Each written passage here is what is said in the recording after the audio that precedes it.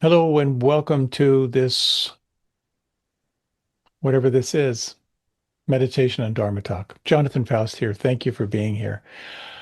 The following is a meditation and a talk given a little while back, one of my favorites, and it's titled Do Unto Others, Mindfulness and the Golden Rule. It's so interesting to me how the Golden Rule is this timeless guidance. It explores the role of compassion, of interconnectedness, of metta, and non-harming. As we've all had this taught to us in different ways, this lens of the Buddhist perspective on the Golden Rule might provide a little bit of inspiration for you. I hope so. Please enjoy the following and many, many blessings in your practice. This helpful. I think this is going to be kind of a juicy talk. I've been thinking about this for a while and really happy to share it with you. Before we do that, though, we're going to have a short meditation. And before that, some acknowledgments. First of all, a thank you to Rita Moran, our mindful movement teacher. If you're wanting to build in some mindful movement as part of your Monday night flow, you can go to my Facebook page or website to get the link for that Zoom class. That starts at 6:30 Eastern Standard Time, which will bring you right up to here, 7:30 Eastern Standard Time, and then into the meditation and talk. Also, I'd like to thank the Insight Meditation Community of Washington for hosting this class, and to our producer, Glenn Harrison, the maestro who makes it happen. I have a mailing list if you're interested in signing up. I share a couple times a year a compendium of talks, plus all my best photography to that date. And just to say, all these talks are available online, YouTube, Facebook, everywhere. So that's that. And finally, this is all offered in the tradition of what's called dana, that is to say, generosity. The teachings are considered priceless, therefore there's no charge. And I've received so much through the generous offerings of other teachers. It's made a big, big difference in my life, and I'm really happy to participate in this way. And if you feel inspired to support this, thank you. I really, really appreciate that. Truly.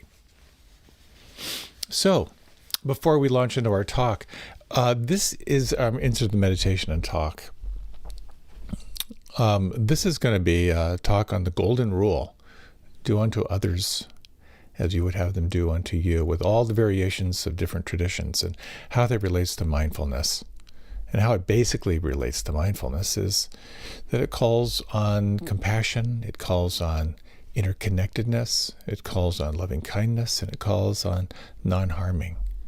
So I thought before we move into our meditation, we might take a little bit of time to slow down the breath and sense inward. If you like, you can close your eyes.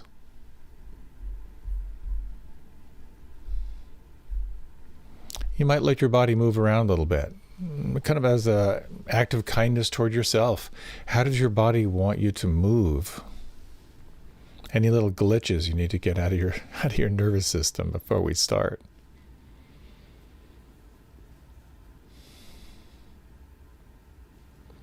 And there's a beautiful reflection that's often done at the end of meditation retreats, but it's really powerful sometimes, done before a meditation or even after. And it's referred to as the offering of merit. And while this meditation will be only about 12 minutes, you might take a moment with the eyes closed to offer the benefit of your practice. Whatever benefit may come out of this, offer it to yourself.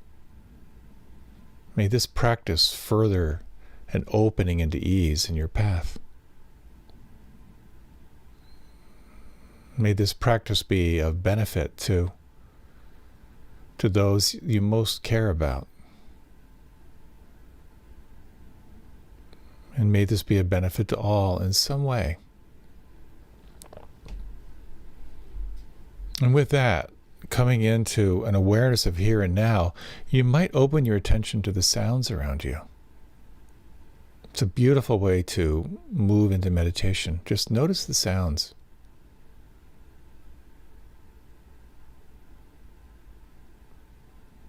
And is it possible to listen to the sounds like you would listen to music?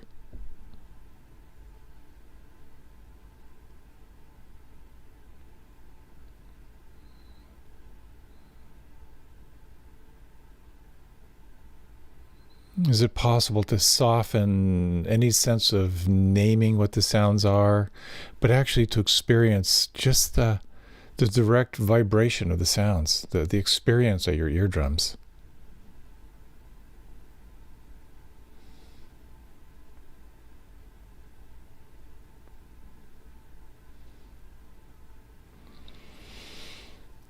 And you may notice there's a quality of attention here, a quality of relaxation, and a quality of receptivity. Aware of what's happening and aware of just receiving the direct experience of the vibrations of sound.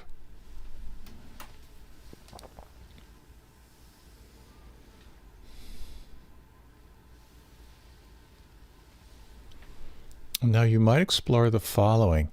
Is it possible to notice the narrative of your mind in the same way?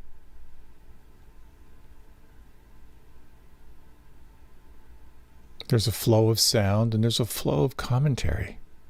Is it possible to be the observer of this?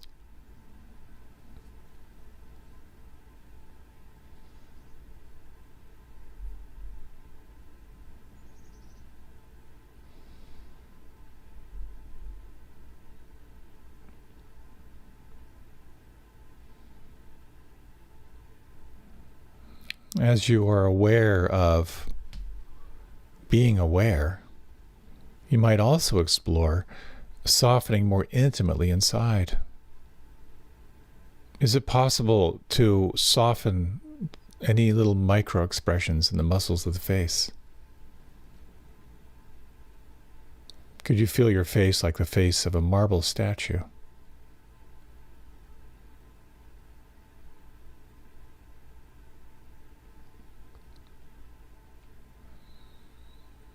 Could you bring awareness to the inside of your mouth and let your tongue relax in such a way that it fills your lower jaw,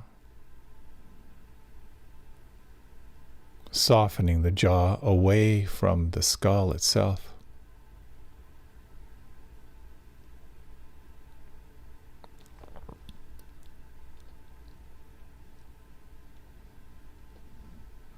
Can you feel the weight of the arms? Sensing down through the elbows, and down through the wrists, and sensing from the inside out the palms and space inside the thumbs, fingers.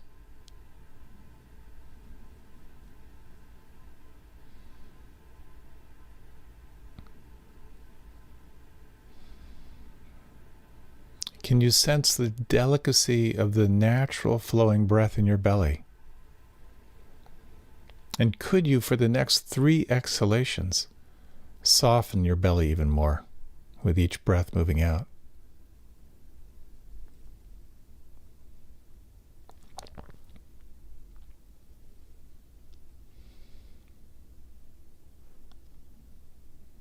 And can you sense from the inside out the volume and the weight of your legs, from the hips down through the knees?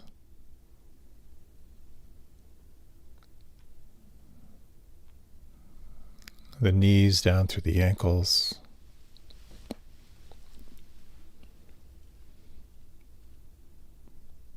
The soles of the feet and the heels.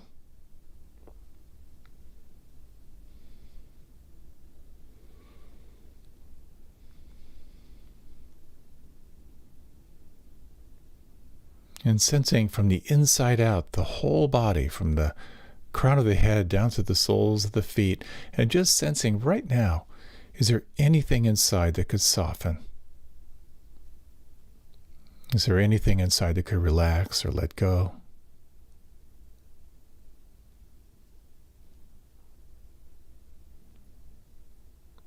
You might again open to the sound vibrations. Or if you prefer, you might bring your attention to this natural sense of the breath on the inside, wherever you feel it the most predominant or wherever it attracts you. And for these next few minutes,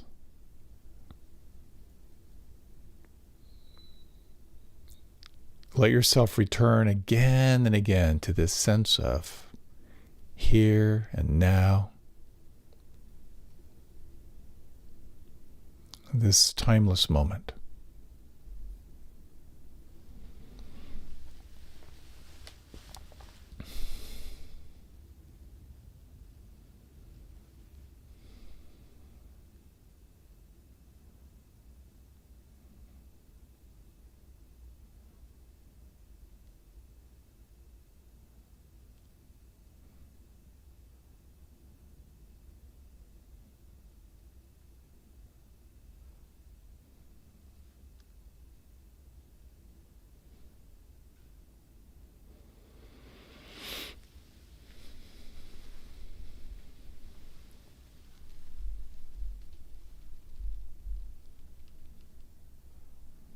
When you notice the mind lost in a narrative, is it possible to meet that moment with a sense of compassion? Perhaps a sense of celebration. You just woke up. And let your attention come back to the senses. And you might look for pleasure. Can you train the mind to find pleasure in waking up and coming back? Again and again, re-arriving, receiving the moment.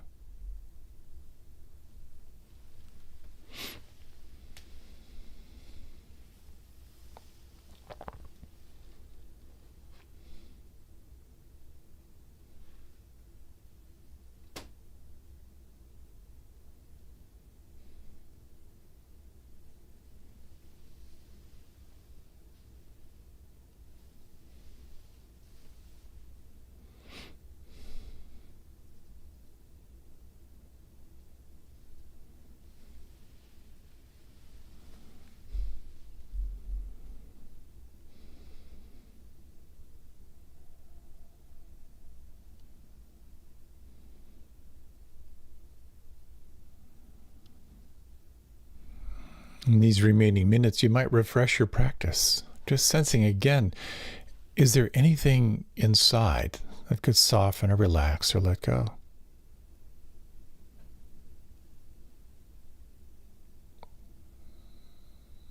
If you bring your attention to the anchor of sound vibrations or the anchor of the breath, how much more could you soften and receive? Shifting your awareness from making your experience happen to letting your experience happen.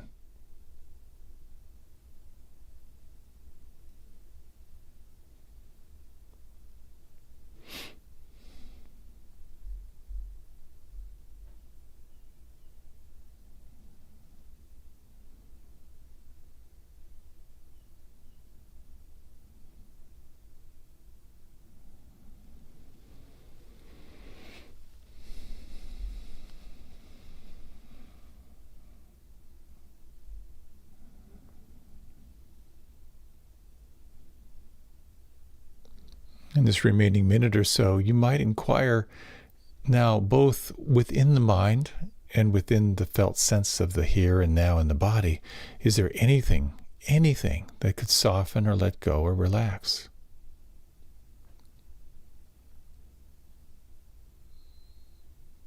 Is there anything that could relax or soften or let go even more?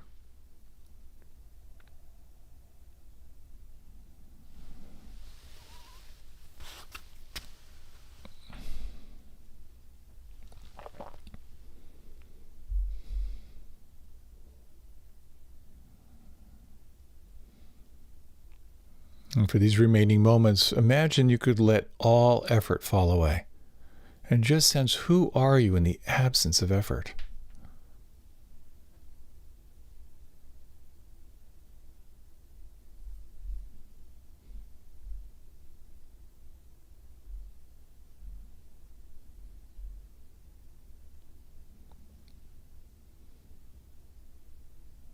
May these moments of presence be deeply healing. May they be of benefit to you and your continued path, to those in your inner circle, and to all beings.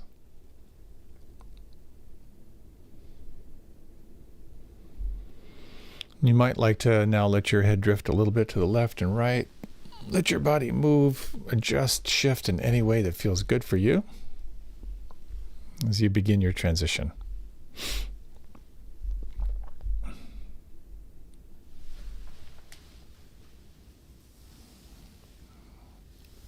Welcome back.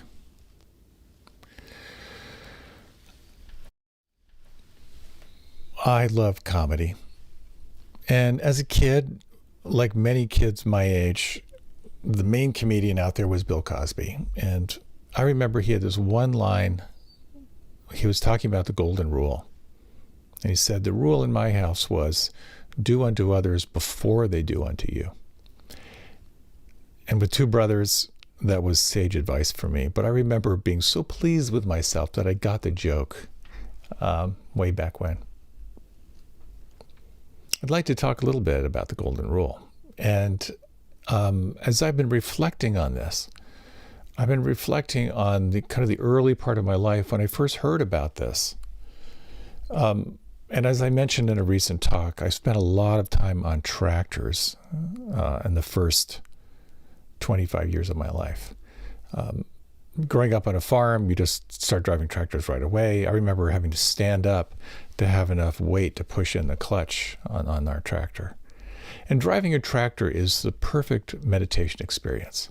You have to pay attention, but you also get a sense of the flow. Recently, I shared how, as I was mowing the lawn as a young kid, I had this deep recognition of death and impermanence. And I had another insight on the on the lawnmower when I was a kid. And that was the golden rule. Do unto others as they would have you do unto you. I don't know where I heard it, probably at the Quaker meeting or something like that. And I remember it was this revelation of like, that's it. That would be a perfect world. Why don't we all do that? And there's something really interesting about this, I find. And that is how certain truths are so simple a child can grasp it, and yet they are incredibly complex.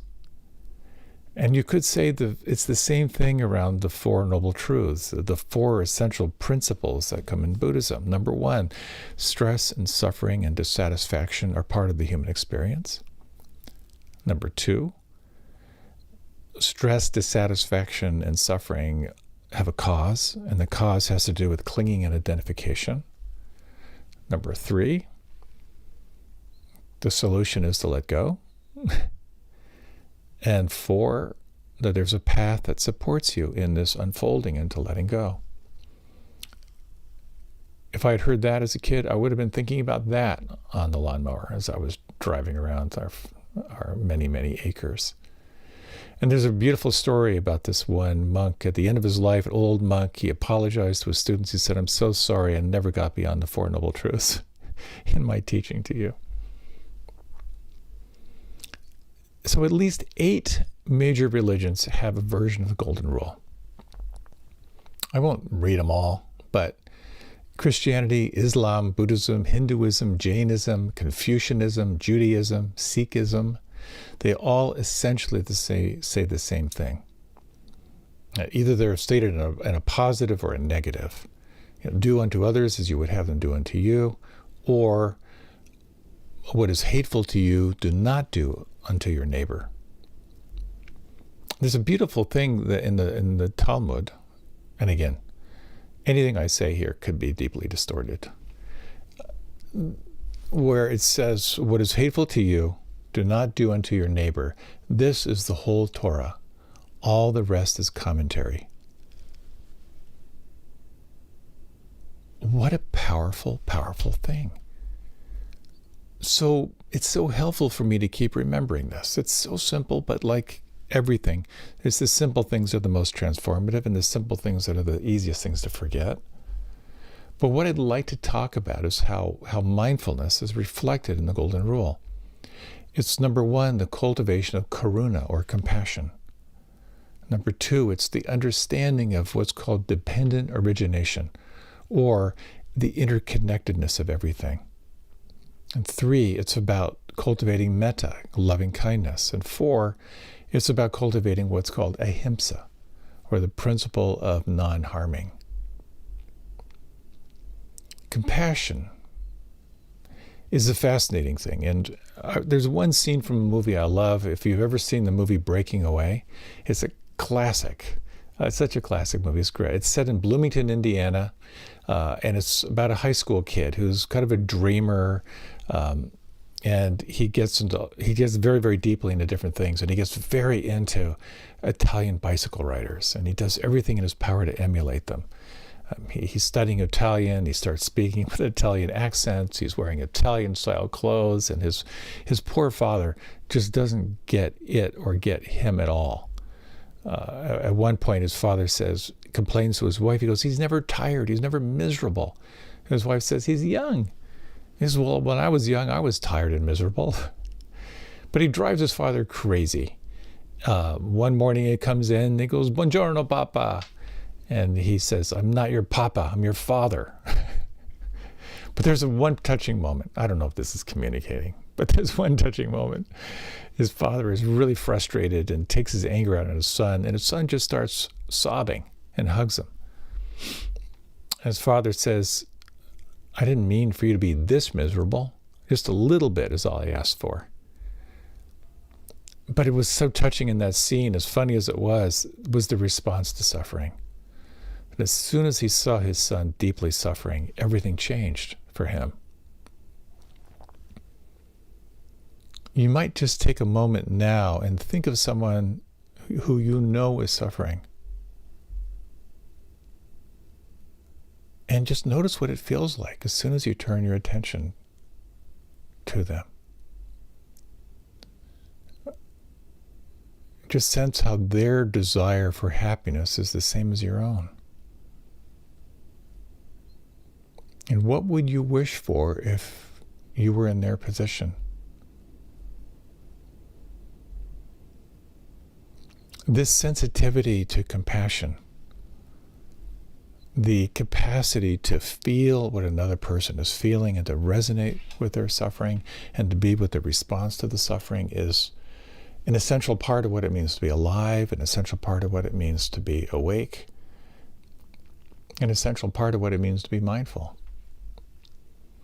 We naturally start to recognize that all beings, like ourselves, are wanting happiness and wanting to avoid pain. And compassion opens up our self-centeredness to a broader sense of connection, if you will. So compassion is actually a practice. It's a training. And there's sort of like informal training. You know, when you sit and you quietly repeat the phrases, may you feel free from suffering, may you feel peace. When you direct this toward yourself, toward your loved ones, toward strangers, toward the difficult people in your life, that's part of the formal practice. And it's a training. But then there's the informal practice where you cultivate what it's like to respond to life. A story I like to tell, again, I don't know if this is true, but I like to think it is. It's a story of a woman who was on a city bus, and a very disoriented homeless guy got on the bus and just kind of really disheveled. And he didn't have the right change. He flared up in his real anger toward the bus driver when they were arguing over change and entry on the bus. And everyone was getting really nervous and looking for the exit, and the bus didn't have an exit. She could feel the palpable tension in the bus. And she thought, no one's praying for this guy. And she just very quietly, may you feel peace. May you feel peace right now. May you feel happy. And just quietly offered that.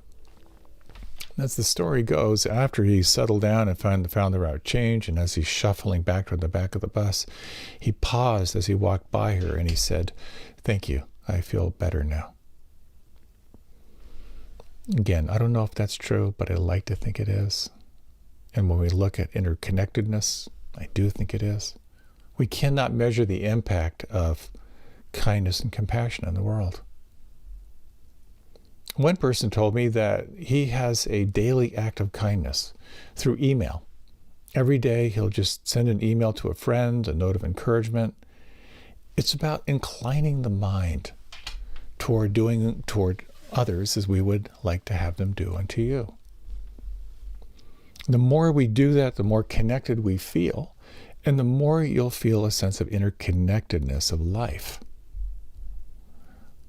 So back to running farm equipment. Thanks for bearing with me.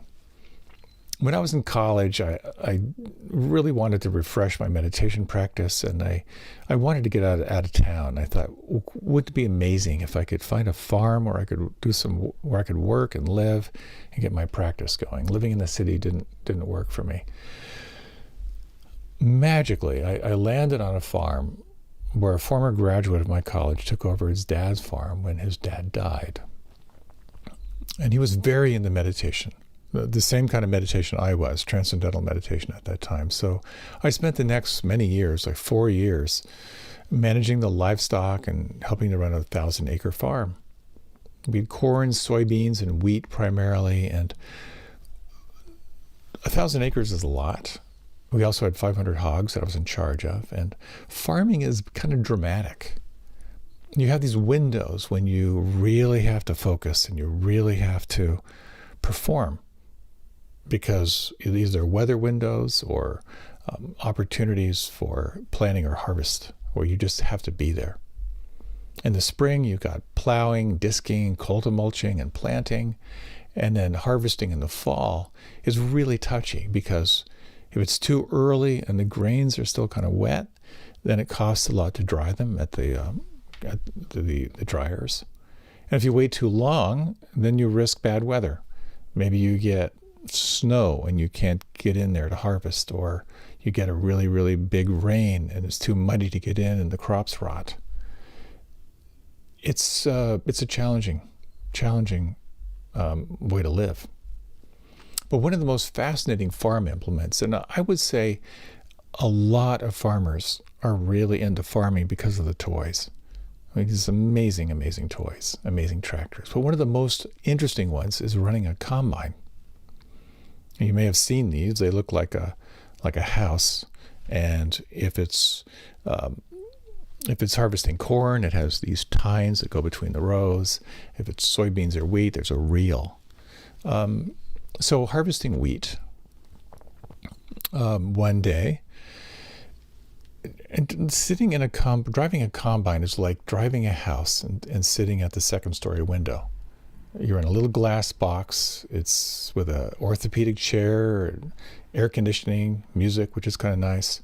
You have a steering wheel that moves back and forth so you can lean forward and look at the platform. There's a flashing red light right in the middle that lets you know if there's a warning sign. It has hydrostatic transmission right here on one little lever with your finger, so you can slow down, speed up.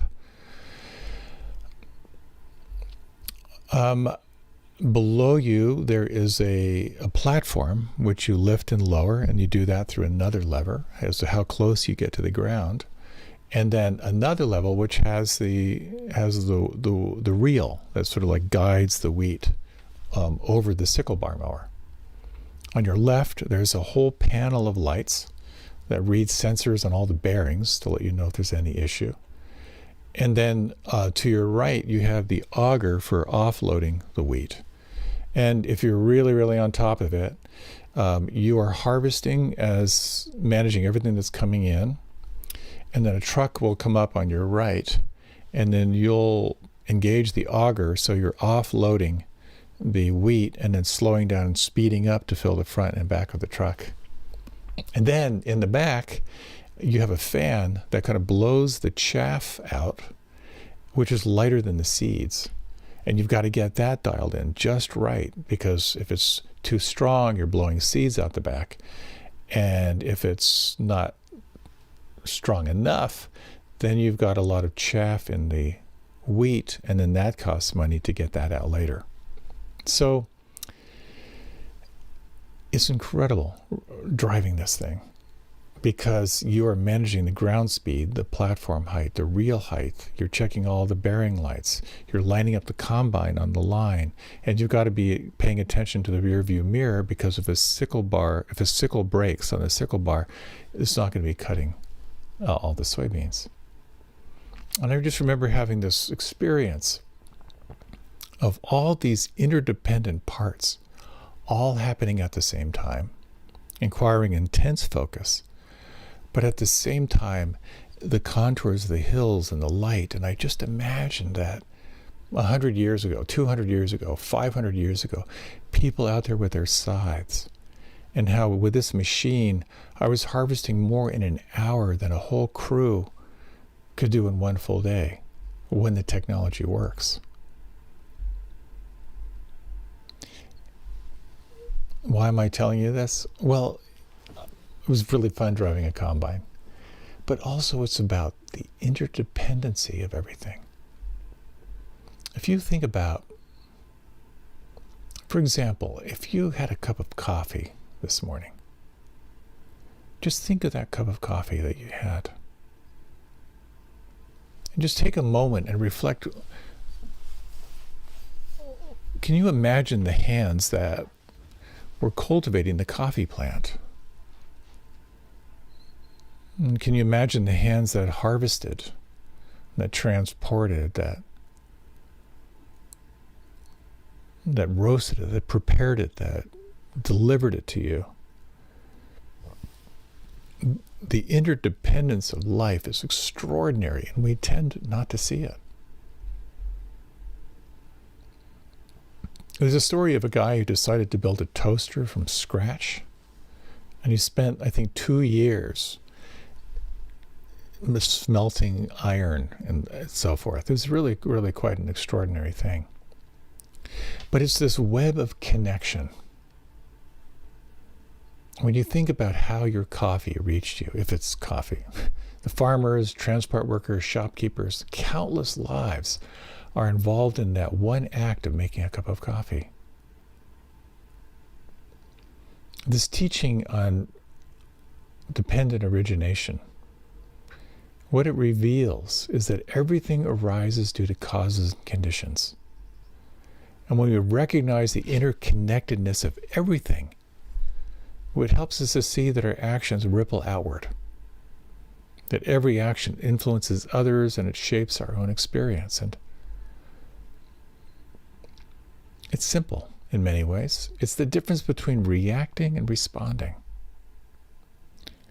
It's about pausing before you speak or act and asking yourself, how might this affect the other person? How would I feel if the roles were reversed here? There's a story I ran across of a young mother with her young son, maybe 3 years old, in the supermarket. And the kid was just acting out like crazy, grasping for things, wanting to reach everything and touch it. The mother was getting really frustrated. She was, yelling, "Stop it." And this woman was observing. It was just like physical violence was just about to arise. And she looked and she said, "How can I be of support?" And one option would be for someone to say, "Could you manage your kid? Could you shut him up?" But what she said is, she said, "Your son looks like such a bright and inquisitive young boy."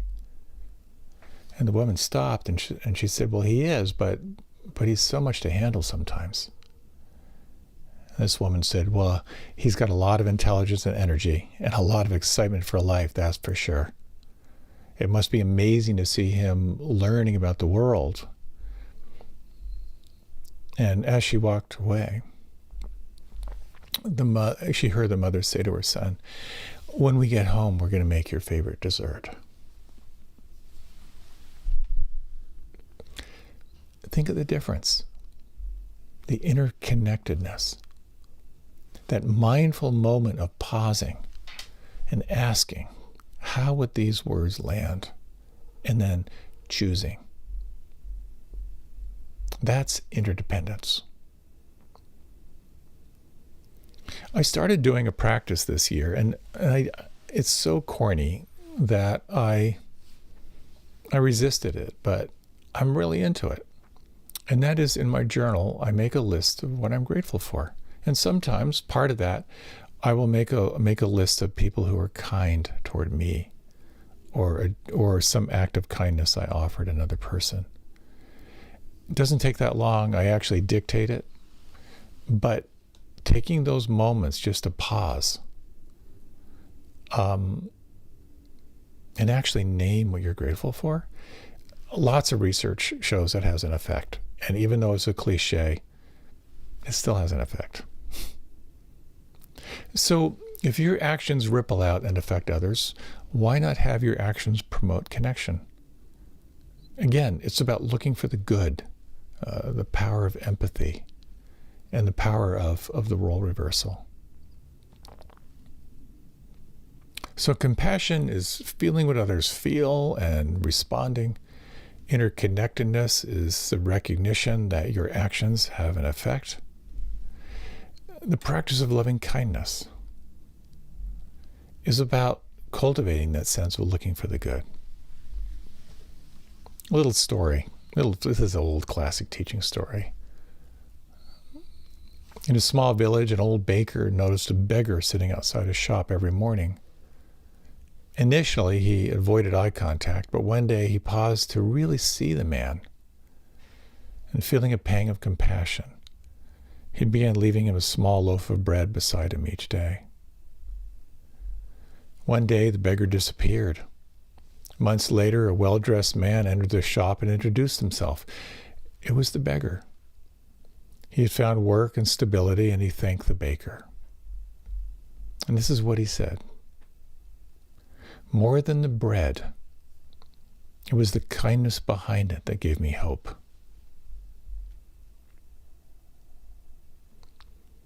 So compassion is not just about giving. It's about seeing others as we see ourselves. And it becomes a very interesting question. Where in your life can you extend a small act of kindness that might lead the world, make a big difference to someone? You might just, if you like, close your eyes just for a moment. Imagine yourself as a well-wisher of all. Take a moment to think of the people in your life that are just naturally so easy to love. And just have that inquiry here, like, what does it feel like when you think about your best friends, your allies?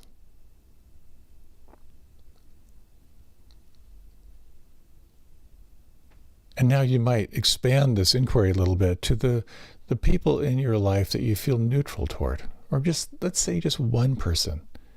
You have no antipathy, but no particular attraction toward them. And just explore the following. This is very brief. Can you imagine this person as a child?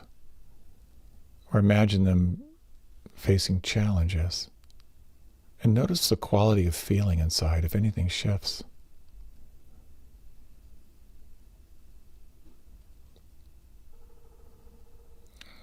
This practice of loving kindness is just sensing these phrases as a trigger. May I feel happy. May I feel healthy. May I live with ease. And imagine that just spreading and radiating out, first to those who are easy. Imagine extending that to this neutral person. May you feel happy. May you feel healthy. May you live with ease. And just for a moment, imagine extending that out to every single being. Those who are coming into form, those who are leaving form, every being, every living being without exception, just for a moment. May you live with ease.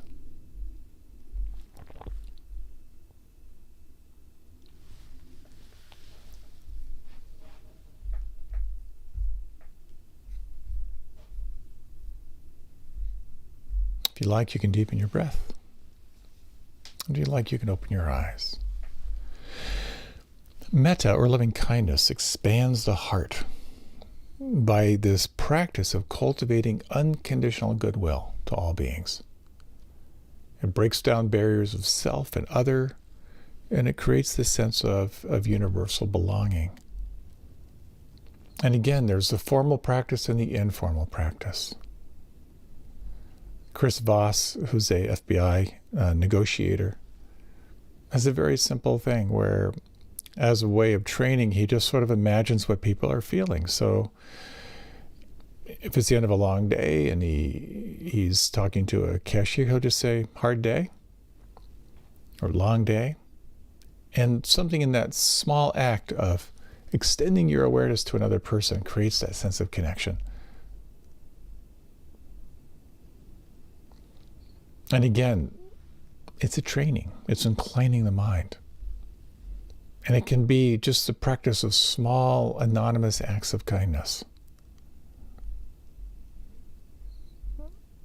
Now, a close cousin to loving kindness is what we call nonharming, or Ahimsa, which is actively cultivating this inquiry into what does it mean to not create harm. Another story. A wise monk was meditating beside a river when he saw a scorpion struggling in the water. And without hesitation, he reached in to save it, but as soon as he touched the scorpion, it stung him. Instinctively, he pulled back, shaking his hand in pain. A few moments later, he tried again, and once more the scorpion stung him, and he withdrew his hand. And a passerby who had been watching laughed and said, "Why do you keep trying? It's the scorpion's nature to sting." And the monk smiled and replied, "Yes, but it's my nature to help." With great care, he used a leaf to lift the scorpion out of the water, and he set it safely on the shore.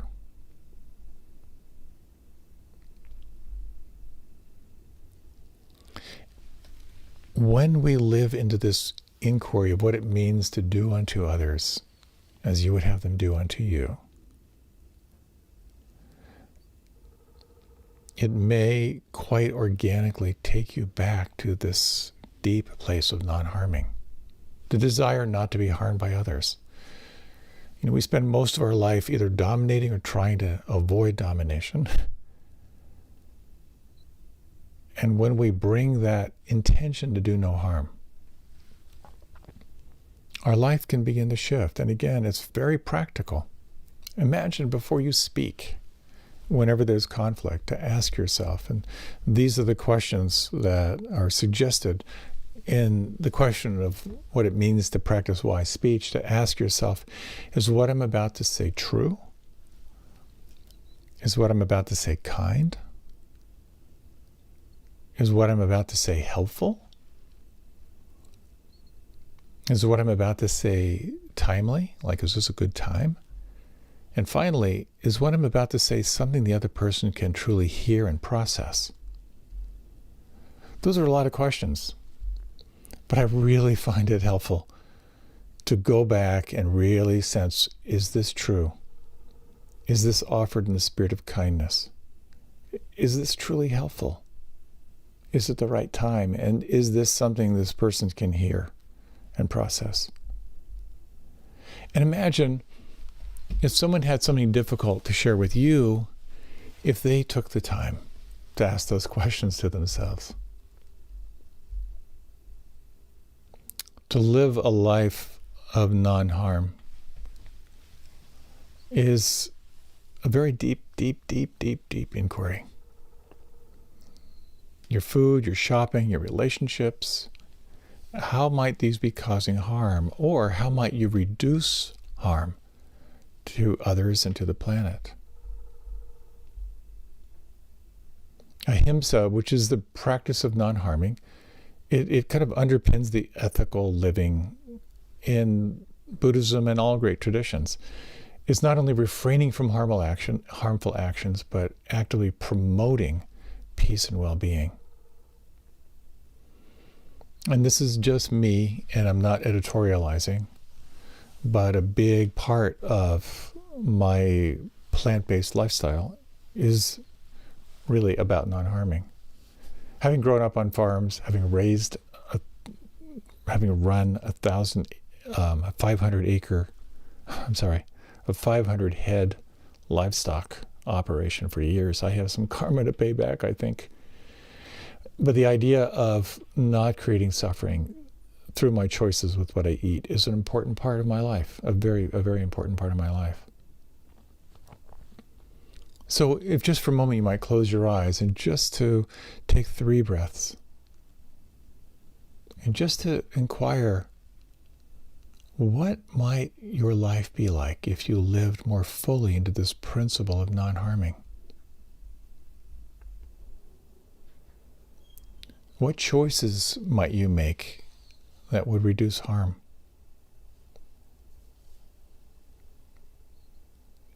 And how might you actively promote a greater sense of peace and well-being around you?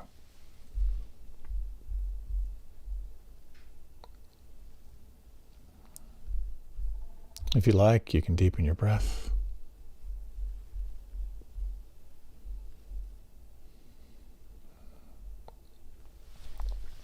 And if you like, you can open your eyes. Non-harming, of course, is relative. It's impossible to be on this planet where we are eating and being eaten without creating harm. But it becomes a very deep inquiry, and as I like to say, the more you practice, there's this incredibly positive effect of becoming more sensitive to life. And then it's a very challenging thing that arises as you become more sensitive to life. But it's important to remember that suffering comes from feeling separate.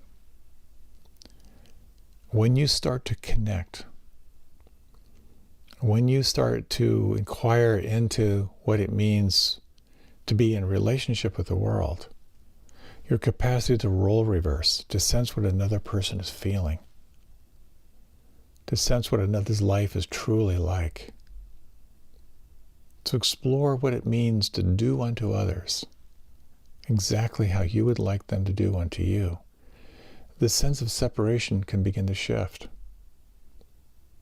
When you see self in other and other in self, you automatically do unto others as if they would do unto you. So simple and so easy to forget. Why don't we close with a short and brief meditation?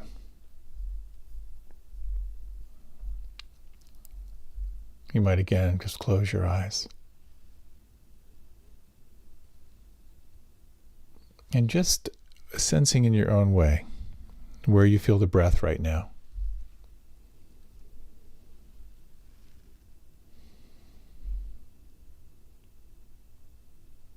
Sensing your capacity for compassion. To feel the suffering of another and to feel that quickening of the heart in response.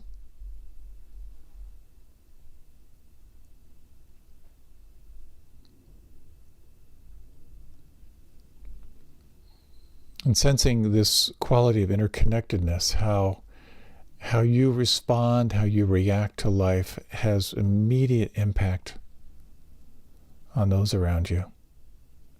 And when you pause and explore that role reversal, how you might respond in a way that is creating less harm and more of a sense of peace.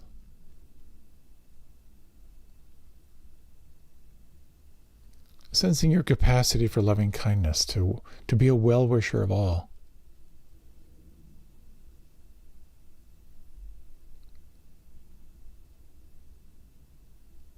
And to sense what it means for you to walk this path of Ahimsa.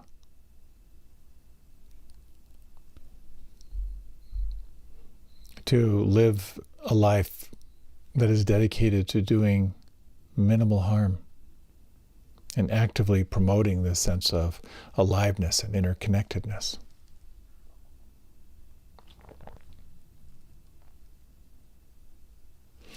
If you like, you can deepen your breath. When you're ready, you can open your eyes.